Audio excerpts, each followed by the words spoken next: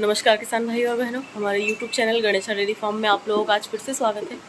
मैं सुनंदा चौधरी आपका वेलकम करती हूँ मेरे YouTube चैनल पे। आज फिर एक छोटी सी वीडियो लेकर आप लोगों के बीच में उपस्थित हुए हैं। आज की जो वीडियो है कुछ इस प्रकार से है। एक भाई साहब का कमेंट था कि हमें भैंस लाना चाहिए डेयरी फार्म के लिए या गाय लाना चाहिए। तो मैंने सोचा कि जो युवा भाई डेयरी फार्म से जुड़ना चाहते हैं, डेयरी फार्म स्टार्ट करना चाहते हैं, उन्हें कन्फ्यूज़न होता है कि भैंस में ज़्यादा फ़ायदा है या गाय में ज़्यादा फ़ायदा है और दोनों में से हमें कौन सी चीज़ लानी चाहिए। तो आज मैंने सोचा कि इसी पर आप लोगों को थोड़ी बहुत टिप्स दी जाए।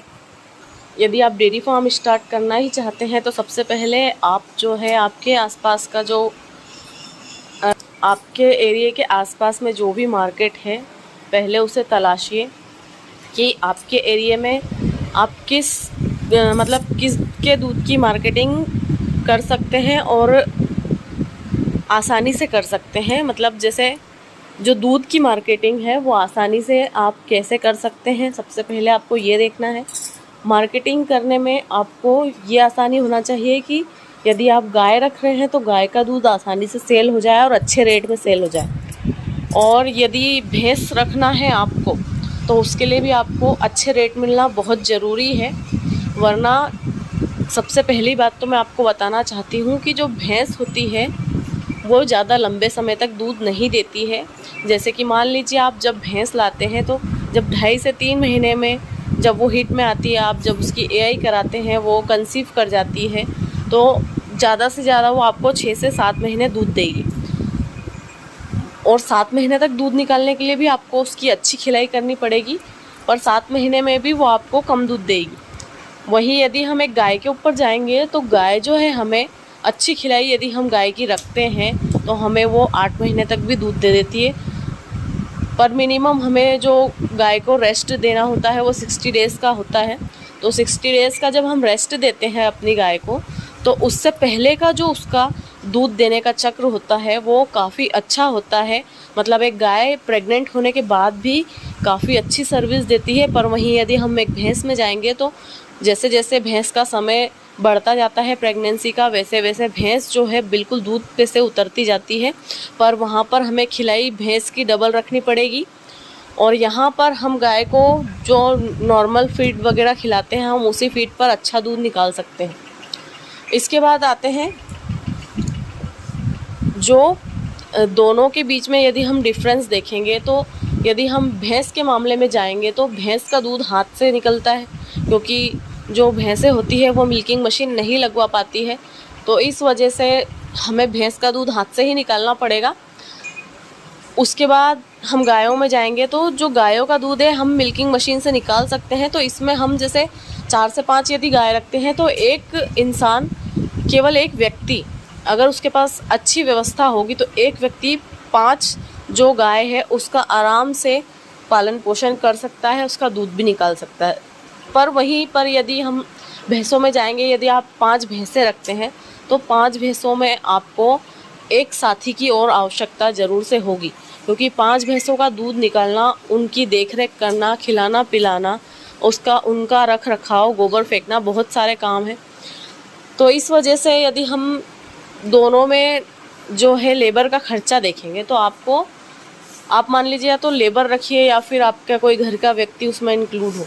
पर यदि आपके पास 5 गाय है तो आप 5 गाय में आप अकेले भी कर सकते हैं। अब आते हैं दूध के ऊपर। ऐसा नहीं है कि गाय का जो दूध है वो कम रेट में ही जाता है। यदि आप अच्छी क्वालिटी का दूध सेल करेंगे और अच्छा मार्केट होगा आपके यहाँ पर, यदि लोगों को ज़रूरत है और आप उनकी ज़रूरतों को पूरा कर सकते हैं, गाय के दूध से ही आप उनकी ज़रूरत को पूरा कर सकते हैं, तो आपको जो गाय के दूध के रेट है काफ़ी अच्छे मिलेंगे।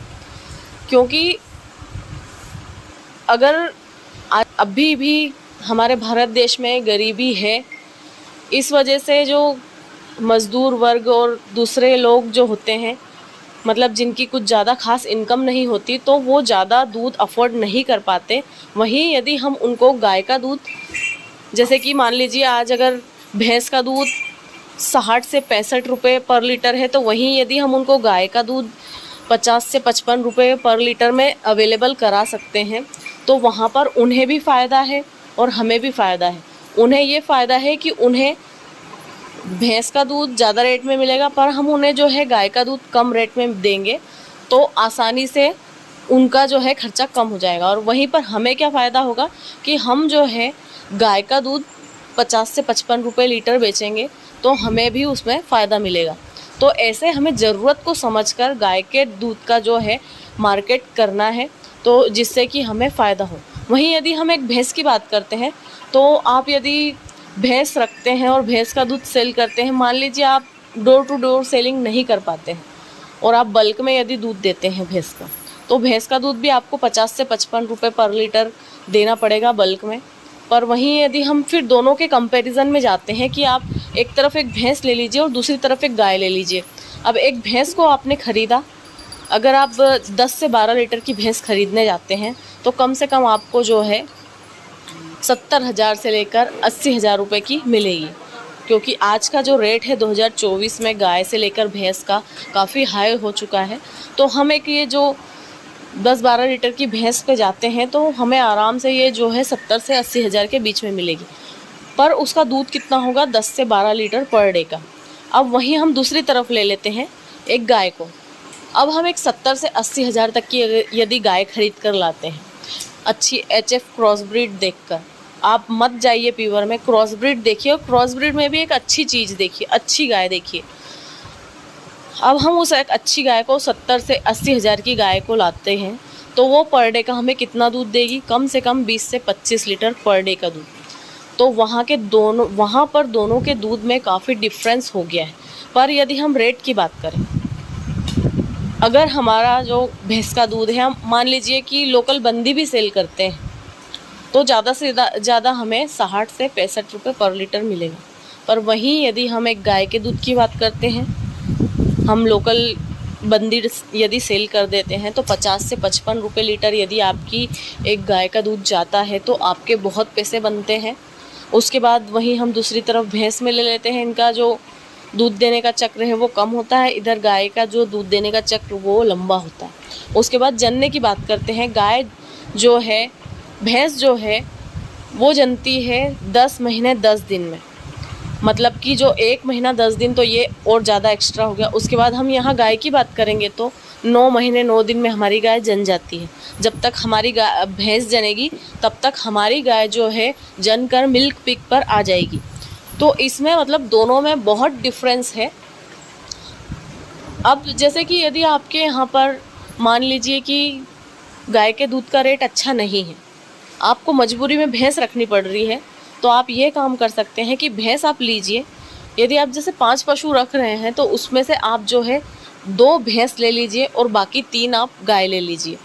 तो उससे क्या होगा, जो 2 भैंस का दूध है उसमें आप यदि 3 गाय का दूध मिक्स कर भी देंगे तो आपको बहुत फ़ायदा होगा, क्योंकि जो भैंस है वो आपके दूध की क्वालिटी बढ़ा देगी और जो गाय है वो दूध की क्वांटिटी बढ़ा देगी। तो जिसकी वजह से दोनों का कुल मिलाकर रेशो एक जैसा हो जाएगा। दूध का जो रेशो होता है वो एक जैसा हो जाएगा, मतलब दूध की क्वालिटी बहुत अच्छी हो जाएगी। तो जिससे कि आपके इधर यदि गाय के दूध का रेट नहीं मिल पा रहा है तो भैंस का दूध उसमें मिलाने से आपके गाय के दूध का रेट बढ़ जाएगा और आपको फ़ायदा होने लग जाएगा। और वहीं यदि आप केवल भैंस रखेंगे तो भैंस रखने के लिए आपको फिर दूध बढ़ाने के लिए ज़्यादा भैंसें रखनी पड़ेगी, पर दूध आपके पास कम होगा। तो इस वजह से आप दोनों रखकर भी एक अच्छा फार्म कर सकते हैं और अच्छा मुनाफा कमा सकते हैं। यदि आगे आप गाय और भैंस दोनों रख रहे हैं तो आप एक भैंस की बछिया भी तैयार करिए, एक गाय की बछिया भी तैयार करिए। अब दोनों में फिर आप ये भी डिफरेंस देखिए कि जो एक भैंस की जो पाड़ी होती है उसे तैयार होने में काफ़ी समय लगता है, पर वहीं यदि आपने एक गाय की बछिया को अच्छा खान पान अच्छा दूध पिला दिया तो आप 12 महीने में आपकी वो बछिया जो है सीमन भी ले लेगी। पर वहीं यदि हम एक भैंस की कटड़ी की बात करते हैं तो कम से कम 2 साल उसको चाहिए ही चाहिए तैयार होने के लिए। तो इधर भी दोनों में बहुत डिफरेंस है। मैं ऐसा नहीं कहती हूँ कि भैंस बुरी है, डेयरी फार्म में भैंस की भी एक अलग अहमियत होती है, पर आज के इस दौर में जब महंगाई इतनी बढ़ी हुई है तो यदि हम केवल भैंस के ऊपर डेयरी फार्म करने की सोचते हैं तो हमें कोई ख़ास मुनाफा नहीं होता है। आपको दूध की क्वालिटी तो मिलेगी, पर उस दूध की क्वालिटी के लिए आपको काफ़ी खर्चा करना पड़ेगा। क्योंकि जैसे मान लीजिए आप आगे चलकर डेयरी फार्म बढ़ाते भी हैं, तो आप यदि डेयरी फार्म बढ़ाएंगे तो उसमें फिर आपको लेबर भी ज़्यादा रखनी पड़ेगी, क्योंकि भैंसों में जो है इंसानों का ज़्यादा काम होता है, मशीनरी का काम कम होता है। और गायों में हम जाएंगे तो मशीनरी से हम गायों का पूरा डेयरी फार्म कर सकते हैं। और यदि हम रेट वाइज भी देखें तो हमें जो है 60 से मतलब कि हमें जो है 70,000 से 80,000 तक में गाय भी अच्छी मिल जाएगी और 70,000 से 80,000 में भैंस भी अच्छी मिल जाएगी। पर दोनों के दूध में कंपैरिजन करेंगे तो गाय का दूध हमें ज़्यादा मिलेगा 70-80 हज़ार में, और भैंस का दूध 70-80 हज़ार रुपये में हमें कम मिलेगा। तो इस वजह से दोनों चीज़ का डिफरेंस मैंने आप लोगों को बता दिया है। अगर आप नए युवा डेयरी फार्मर हैं, आपके एरिया में आसपास में दूध का रेट, जो गाय के दूध का रेट अच्छा नहीं है, तो आप उसके साथ भैंस रख सकते हैं। और यदि आपको गाय का दूध ही रेट अच्छा जा रहा है तो आपको फिर भैंस रखने की आवश्यकता ही नहीं, आप केवल गाय से डेयरी फार्म स्टार्ट कीजिए। तो आप आगे देखेंगे कि आपको कितना मुनाफा होगा और आप डेयरी फार्म में कितने सक्सेस होंगे। तो आज की हमारी वीडियो आप लोगों को कैसी लगी प्लीज़ कमेंट करके ज़रूर से बताना। मिलेंगे जल्दी से नेक्स्ट वीडियो में एक अच्छी सी वीडियो लेकर। Thank you for the watch.